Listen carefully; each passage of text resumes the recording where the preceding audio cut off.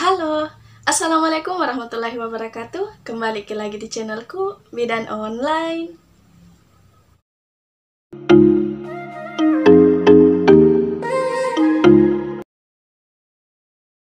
Di video kali ini, kita akan membahas tentang masalah-masalah yang biasa terjadi pada kehamilan. Tapi sebelum itu, untuk moms yang baru datang di channel ini, jangan lupa untuk klik tombol like, klik hijau tombol subscribe, dan jangan lupa untuk aktifkan ikon notifikasi atau gambar lonceng, karena masih ada banyak hal yang akan kita bahas di video selanjutnya. Jadi jangan sampai ketinggalan, moms. Terima kasih.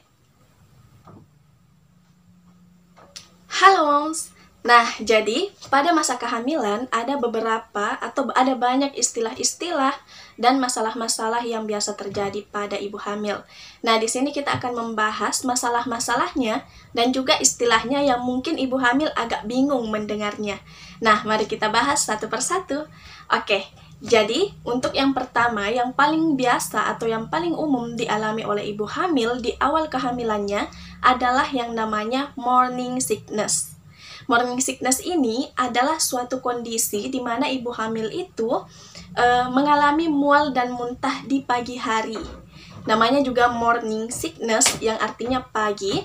Jadi ibu hamil yang pada saat di awal-awal kehamilannya, kalau misalnya bangun pagi kemudian merasa mual, ingin muntah, bahkan muntah-muntah pada pagi hari, nah itu artinya ibu hamil tersebut mengalami morning sickness. Tapi itu akan hilang dengan sendirinya seiring dengan bertambahnya usia kehamilan, itu akan hilang, akan berhenti morning sickness-nya itu.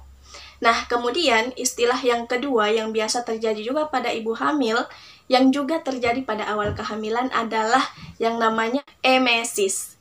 Emesis itu adalah istilah medis juga yang artinya adalah mual muntah. Jadi mual muntah yang dialami oleh ibu hamil dan juga biasanya ini terjadi pada awal kehamilan, yaitu pada trimester pertama. Kemudian istilah selanjutnya atau yang ketiga adalah hiperemesis. Hiperemesis adalah kondisi di mana emesis atau mual muntah yang dialami oleh ibu hamil ini itu lebih parah. Jadi namanya juga hyperemesis itu lebih parah dari emesis yang dialami. Jadi misalnya emesis itu mual muntah yang dirasakan tapi tidak berlebihan. Sementara hiperemesis adalah mual muntah yang berlebihan yang dialami oleh ibu hamil. Di mana hiperemesis itu apabila misalnya ibu hamil itu mual dan muntah, kemudian setiap makanan yang masuk itu keluar lagi. Jadi tidak ada makanan, tidak ada asupan makanan yang masuk ke dalam tubuhnya, sehingga ditakutkan ibu yang mengalami hiperemesis itu akan mengalami yang namanya dehidrasi atau kekurangan cairan, sehingga biasanya ibu yang mengalami hiperemesis harus dirawat. Nah, seperti itu. Jadi kalau misalnya perbedaannya emesis, hiperemesis, kemudian ada yang namanya tadi morning sickness. Apa sih bedanya? Jadi bedanya itu adalah kalau morning sickness itu hanya terjadi pada pagi hari. Sementara emesis dan hiperemesis itu waktunya tidak menentu. Bisa saja mual muntah yang dialami oleh ibu hamil itu pagi hari, siang hari, sore hari, bahkan malam hari. Nah, seperti itu. Jadi tidak ada waktunya. Sementara morning sickness itu biasanya terjadi hanya pagi hari saja. Kemudian selanjutnya atau yang keempat, hal yang biasa terjadi pada kehamilan atau masalah-masalah yang biasa terjadi pada kehamilan selanjutnya adalah abortus. Nah, abortus mungkin mom sudah familiar dengan kata abortus, sudah sering dengar. Apa sih abortus itu? Jadi abortus itu adalah suatu kondisi di mana janin di dalam rahim itu tidak bisa bertahan atau gugur. Tidak bisa bertahan dengan usia kehamilan itu di bawah 20 minggu. Jadi, yang termasuk dengan abortus itu apabila usia kandungan itu di bawah 20 minggu. Kemudian terjadi keguguran atau bayi tidak bisa bertahan di dalam rahim. Selanjutnya, masalah yang kelima pada kehamilan yaitu hipertensi kehamilan. Atau biasa juga disebut dengan hipertensi gestasional. Gestasional itu artinya kehamilan. Hipertensi itu adalah tekanan darah tinggi. Jadi, hipertensi gestasional itu adalah tekanan darah tinggi yang dialami pada ibu hamil. Jadi, misalnya ibu itu sebelum hamil itu tidak pernah mengalami yang namanya hipertensi atau tekanan darah tinggi. Tetapi selama kehamilannya tekanan darahnya selalu tinggi. Nah, itu yang disebut dengan hipertensi gestasional atau tekanan darah tinggi yang menyertai kehamilan. Kemudian yang selanjutnya adalah preeklamsi.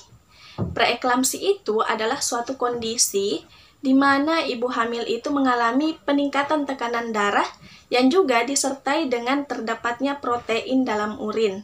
Jadi, protein dalam urin itu bisa dinilai atau bisa diketahui dengan melakukan tes di laboratorium. Itulah kenapa biasanya ibu hamil itu dianjurkan untuk periksa lengkap. Kalau misalnya ibu hamil datang periksa, misalnya pemeriksaan yang kedua kali, nah ibu biasanya disuruh atau dianjurkan untuk ke laboratorium, diberikan pengantar, kemudian dilakukan pemeriksaan. Selanjutnya, atau masalah yang ketujuh pada kehamilan adalah eklamsi. Jadi, eklamsi itu adalah kondisi lanjutan dari preeklamsi. Jadi, ibu yang mengalami preeklamsi itu bisa saja akan mengalami eklamsi. Jadi, bisa dibilang eklamsi ini adalah kondisi parah dari preeklamsi yang dialami oleh ibu hamil. Bisa saja ibu hamil itu mengalami kejang-kejang dan juga mengalami kondisi medis lainnya yang bisa membahayakan ibu dan janinnya. Jadi, kalau misalnya ada ibu yang mengalami tekanan darah tinggi, maka bidan itu akan menganjurkan untuk mengontrol makannya, kemudian istirahat yang cukup. Jadi, ibu yang mengalami preeklamsi itu sangat diperhatikan, sangat selalu dianjurkan untuk kontrol karena jangan sampai ibu mengalami eklamsi. Jangan sampai preeklamsinya itu tambah parah sehingga mengalami eklamsi. Seperti itu. Selanjutnya, yaitu ada yang namanya diabetes gestasional. Jadi, diabetes gestasional itu adalah diabetes yang mungkin ibu-ibu sudah tahu apa itu diabetes, yaitu peningkatan kadar gula darah dalam tubuh yang terjadi pada ibu hamil. Nah, biasanya ibu hamil itu, seorang ibu itu sebelum hamil gulanya normal. Kadar gula darah dalam tubuhnya itu normal. Tapi kenapa selama hamil itu kadar gula darah dalam tubuhnya itu meningkat? Nah, itu yang disebut dengan diabetes gestasional, yaitu diabetes yang menyertai kehamilan. Bisa saja setelah bersalin nanti diabetesnya itu tidak ada lagi. Maksudnya kadar gula darah dalam tubuhnya itu kembali normal. Tidak tinggi seperti pada saat terjadi kehamilan. Begitu juga tadi yang saya jelaskan tentang hipertensi gestasional. Bisa saja setelah bersalin maka hipertensinya itu hilang, atau tekanan darah dalam tubuhnya itu, tekanan darah seorang ibu itu setelah bersalin kembali normal. Hanya karena itu merupakan penyerta pada kehamilannya sehingga ibu mengalami hal tersebut. Kemudian selanjutnya masalah yang ke-9, mungkin moms juga sudah sering dengar yang namanya plasenta previa. Jadi plasenta previa itu adalah suatu kondisi di mana plasenta atau ari-ari janin itu tidak melekat pada tempat yang seharusnya. Jadi perlekatannya itu tidak normal, yaitu perlekatannya di bawah rahim sehingga bisa saja menutupi jalan lahir atau sebagian dari jalan lahir yang ditutupi. Masalah selanjutnya atau yang ke-10 adalah anemia. Jadi anemia itu adalah suatu kondisi di mana kadar hemoglobin dalam tubuh ibu hamil itu rendah. Nah, biasanya ibu yang mengalami anemia itu pastinya konjungtivanya pucat. Jadi moms bisa nilai di sini, itu konjungtivanya pucat, kemudian juga selalu letih, lemas, lesu. Masalah ke-11 adalah kehamilan ektopik. Jadi kehamilan ektopik itu adalah suatu kondisi di mana kehamilan yang terjadi bukan di dalam kandungan, melainkan di luar kandungan. Sehingga pastinya janinnya tidak bisa berkembang. Nah, kemudian yang ke-12 itu adalah kehamilan ektopik terganggu, di mana calon janin yang melekatnya itu tidak pada tempatnya atau di luar kandungan itu mulai membesar, berkembang sehingga bisa menyebabkan jaringan tempat calon janin ini melekat itu akan rusak, sehingga bisa menyebabkan perdarahan di dalam perut. Nah, itu yang menyebabkan kenapa ini dinamakan kehamilan ektopik terganggu, karena sudah menyebabkan kerusakan. Seperti itu. Jadi, kalau kehamilan ektopik harus diangkat segera sebelum terjadi kehamilan ektopik terganggu. Selanjutnya, masalah yang ke-13 adalah oligohidramnion. Oligohidramnion ini adalah suatu kondisi di mana cairan ketuban dalam perut ibu hamil itu terlalu sedikit, jumlahnya sedikit.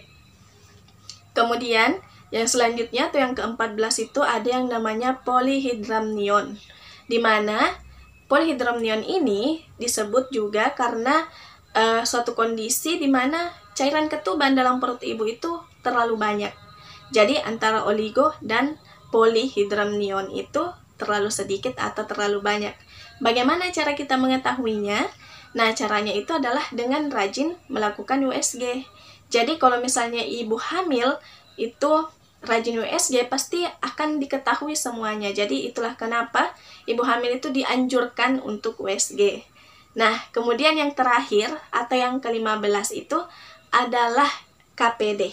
KPD itu adalah singkatan dari ketuban pecah dini, di mana ketuban itu pecah sebelum waktunya. Jadi misalnya usia kehamilan ibu itu belum mencapai usia aterem atau usia normal persalinan, tapi ketubannya sudah pecah. Seperti itu, jadi itu yang disebut dengan ketuban pecah dini. Nah, mungkin itu saja dulu moms yang bisa saya sampaikan di video kali ini mengenai masalah-masalah yang biasa terjadi pada kehamilan. Nah, semoga bermanfaat. Kalau misalnya moms merasa bahwa video ini bermanfaat, jangan lupa untuk klik tombol like, klik juga tombol share, agar banyak orang yang mendapatkan manfaat dari video ini. Terima kasih. Kalau misalnya ada moms yang ingin bertanya, bisa tuliskan di kolom komentar, atau bisa juga DM di Instagram atau inbox di Facebook saya yang saya cantumkan di kolom deskripsi. Dan kalau misalnya ada moms yang ingin menyarankan apalagi sih yang akan kita bahas di video selanjutnya, bisa tuliskan juga di kolom komentar. Terima kasih banyak sudah menonton. Wassalamualaikum warahmatullahi wabarakatuh.